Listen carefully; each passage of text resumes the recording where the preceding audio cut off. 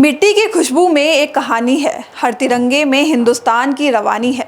जो वंदे मातरम से जागी थी कभी, वही देशभक्ति आज युवा शक्ति की जुबानी है।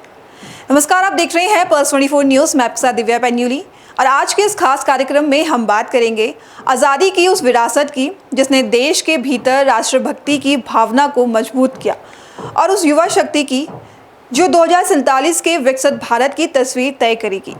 आज़ादी की कहानी सिर्फ 15 अगस्त 1947 की तारीख नहीं, ये कहानी है दशकों के संघर्ष की, अनगिनत बलिदानों की और उस राष्ट्र चेतना की जिसने गुलामी की जंजीरों को तोड़ने का हौसला दिया।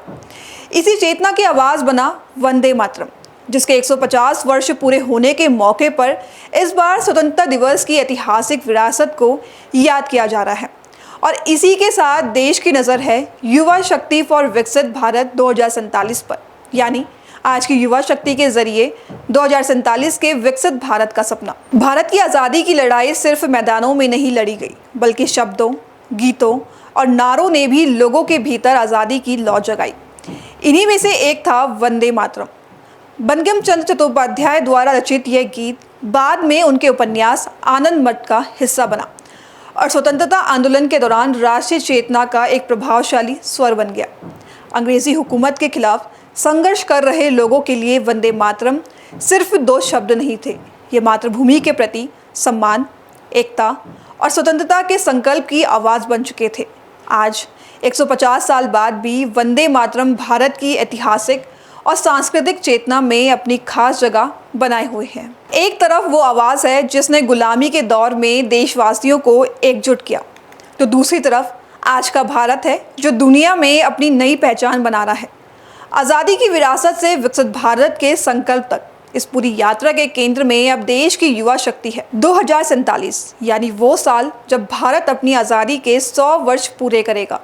इस लक्ष्य को ध्यान में रखते हुए युवा शक्ति फॉर विकसित भारत 2047 आज के युवाओं को सिर्फ भविष्य की उम्मीद नहीं, बल्कि वर्तमान की ताकत के तौर पर सामने रखता है।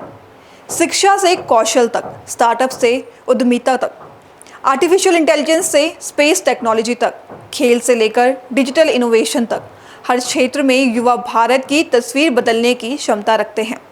एक ऐसा भारत जो आर्थिक रूप से मजबूत हो, तकनीक और नवाचार में अग्रणी हो, आत्मनिर्भर हो और सामाजिक रूप से सशक्त हो।